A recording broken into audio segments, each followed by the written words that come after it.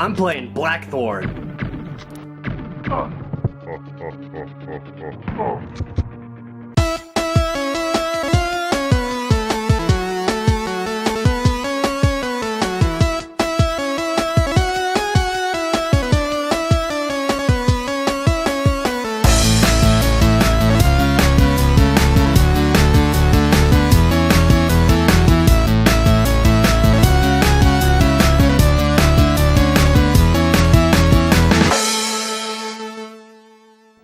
Blackthorne. I really don't have that much history with this game. It was one of those games that I happened to see in a game store, and I happened to pick it up. And I'm glad I did. It came out back in 1994 for the PC and for Super Nintendo, and it was made by a company that you've probably never heard of. Yeah, they're called Blizzard. They're most well known now for Warcraft, StarCraft, and Diablo, but this is actually one of their earlier efforts. And it's good. The game is a cinematic platformer, which is a lot like the original Prince of Persia or Out of This World. The animations are very fluid and well detailed, but the actual movement, jumping, and climbing is much slower than a traditional platformer. There's actually a huge backstory to Blackthorne, because, you know, it's from Blizzard. They had this massive prologue about the world and Blackthorne and his importance, all included in the instruction manual. But I don't have the instruction manual, so I get to go by the abridged version that they provide in the game. It starts off on the planet of Tool, inside the lair of the main villain, Sarlacc. And yes, it's one letter away from being from Star Wars. As a side note, look at how awesome this animation is. Seriously, for the time, this is like PC-grade adventure game graphics on the Super Nintendo. Anyway, Sarlacc wants to take over the planet of Tool because he's evil. He's ready to attack King Vlaros, the king at Castle Stonefist, and acquire something called the Light Stone. The attack goes well, so the king gives the stone to his son, and the wizard Galadriel teleports him away to Earth. And in 20 years, that son grows up to be Kyle Blackthorne. Which, by the way, Kyle Blackthorne is a huge badass. He's the epitome of cool in every sense of the word. Look, we'll break him down. Check out his attire. He wears combat boots, a pair of jeans with holes in them, a wife beater, and flowing 80s glam rock hair. He also wears a pair of sunglasses all the time, even inside a dimly lit mining cavern. If that isn't cool enough, his weapon of choice is a shotgun. Shotguns are never not cool. And when he isn't using the shotgun, he shoves it down the back of his pants, firmly gripped between his butt cheeks like an iron vise. Oh, I'm sorry, is that not cool enough for you? Because you haven't seen Kyle Blackthorne's best combat maneuver. It's something so cool that'll be iconic and tied to Blackthorne in your mind for the rest of your life.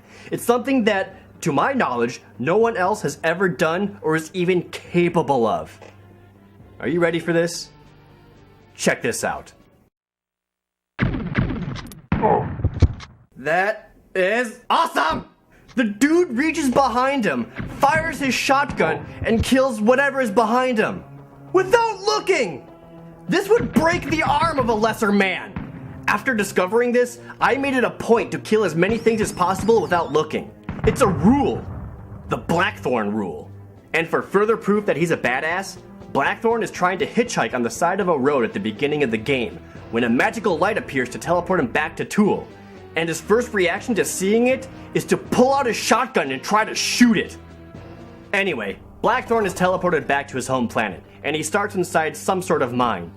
Like I mentioned earlier, this is a slow-paced platformer, and because of this, the controls are kind of weird to get used to. Whenever you move, you always move in a certain amount of space like it was tile-based. So, because of this, you walk forward very slowly, and turning around can feel unresponsive and sluggish. This gets to be a problem because the game has a fair amount of running and jumping in it. The jumping is less responsive than anything else because of that weird tile-based movement. The standing still and jumping is no problem, but the run then jump is iffy. If you're not absolutely precise, you'll miss, which, especially in the later levels, will happen quite a bit.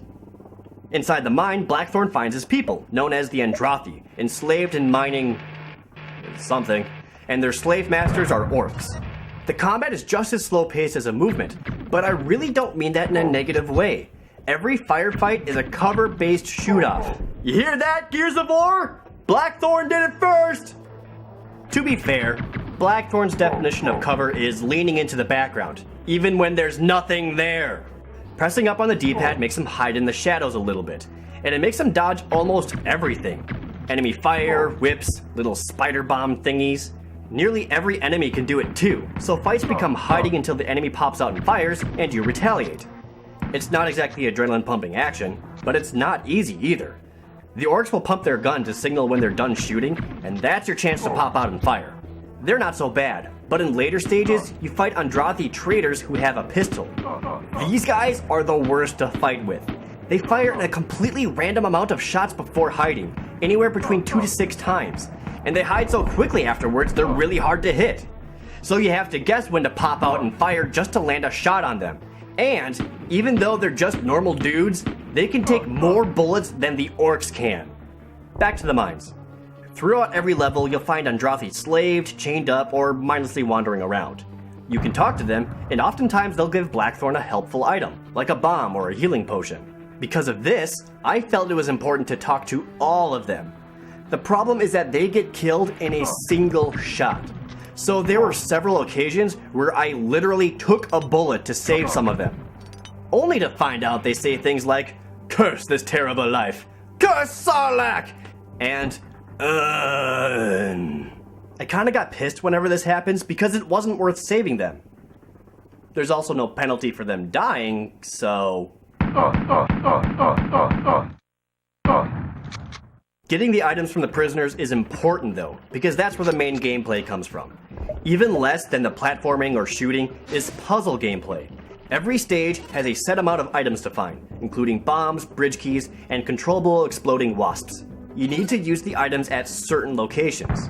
Blowing open doors, using the levitator to get to new heights, and the wasps are almost always for blowing up out of reach generators. And if you happen to waste one of those all-important items on something stupid, you can't beat the level. It's why pressing pause shows the give up option and lets you start over. Not a whole lot of plot happens between the beginning of the game to the end. You start in the mines, then mess around in a bunch of giant trees, then a desert, and finally through Sarlacc's castle. When you get to his lair, him and Blackthorne exchange words. "At last we meet, whelp. I shall destroy you just like I destroyed your weakling father." "You will not catch me off guard as you did my father. You are about to witness true strength." Okay, hold up. Blackthorne says witness true strength. What he means to say is witness my shotgun. Because at this point in the game, the shotgun has been upgraded to the point where it doesn't need to reload, is fully automatic, and fires explosive rounds. Strength nothing, he brought a big friggin' gun to the fight. Sure enough, Sarlacc is the big climactic boss fight. And I gotta be honest, this is easily my least favorite part of the game. All of the item puzzles and slow-paced gameplay has been thrown out for an action-based boss fight. You need to do some quick movement and dodging to not get hit, which, with this control scheme, is pretty much impossible. It goes against what the rest of the game has been up to this point.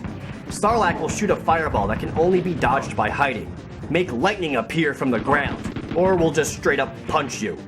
While this is going on, his 2 dogs vomit firebombs from the ceiling.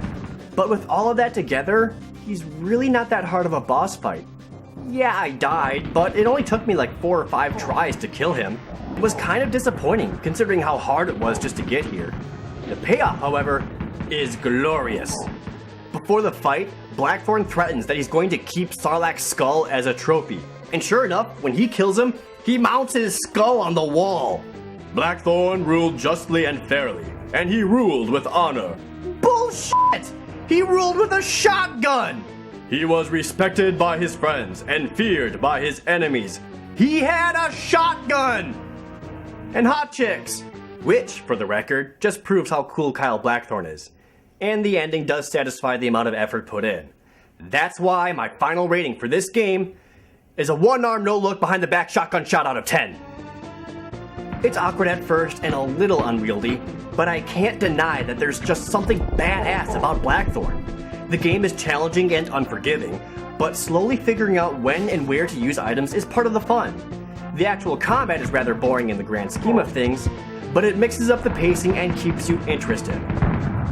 Overall, it's a really solid puzzle platformer, and I do recommend that you play it sometime. I also recommend being strong enough to be able to fire a shotgun behind your back with one arm, which I am going to work on right away. I'll get back to you on this.